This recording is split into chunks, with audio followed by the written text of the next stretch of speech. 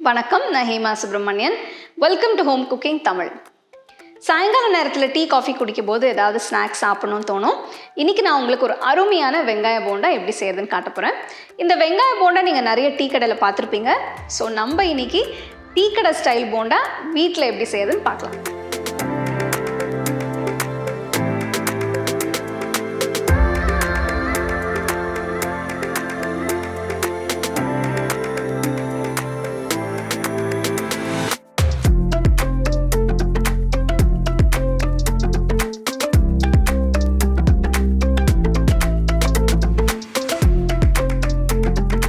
வெங்காய போண்டா செய்கிறதுக்கு 4 பெரிய வெங்காயம் எடுத்து நல்ல மெலிசாக ஸ்லைஸ் பண்ணியிருக்கேன்.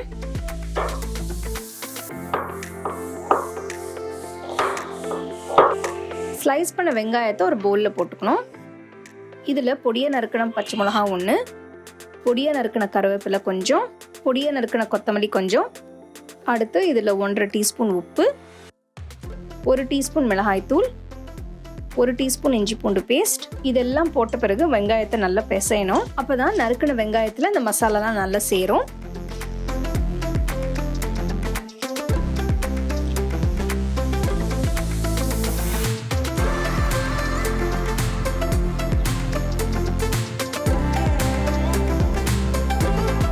இப்போ மசாலா நல்லா மிக்ஸ் பண்ணி வச்சாச்சு. அடுத்தது இதில் 1 கப் கடலை மாவு, 3/4 கப் அரிசி மாவு போட்டு நல்லா மிக்ஸ் பண்ணணும்.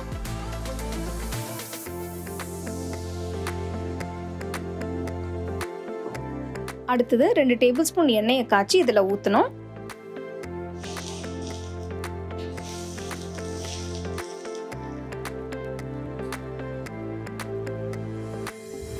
எண்ணெய் ஊற்றின பிறகு லேசாக மிக்ஸ் பண்ணிட்டு அடுத்தது கொஞ்சமாக தண்ணியை சேர்த்து நல்லா மிக்ஸ் பண்ணணும்.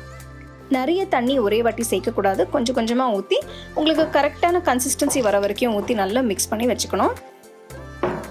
பிசைஞ்ச பிறகு இதில் 1/4 டீஸ்பூன் பேக்கிங் சோடா போட போகிறேன். இது ஆப்ஷனல் தான், அதனால உங்களுக்கு வேண்டான்னா இது சேர்க்க தேவையில்லை.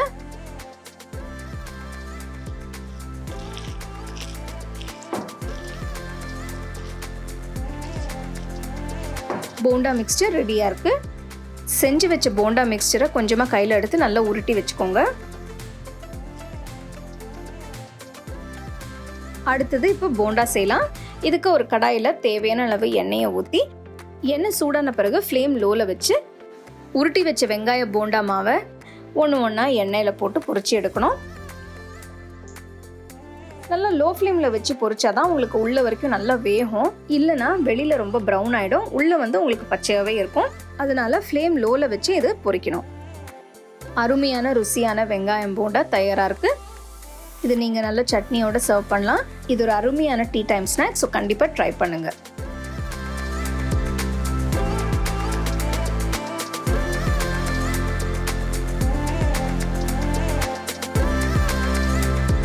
சூப்பரான வெங்காய போண்டா எப்படி செய்யுதுன்னு பார்த்தோம். ஸோ டீ கடை ஸ்டைலில் கிட்டத்தட்ட வந்துருச்சு. ரொம்ப டேஸ்டியாக இருக்குங்க. நானே ஒரு 4-5 போண்டா சாப்பிட்டேன். இது நீங்கள் தேங்காய் சட்னி வச்சு சாப்பிட்டா ரொம்ப சூப்பராக இருக்கும். ஸோ கண்டிப்பாக இந்த ரெசிபி ட்ரை பண்ணி பாருங்கள். You can get a copy of our first edition of the home cooking book on 21 Crane.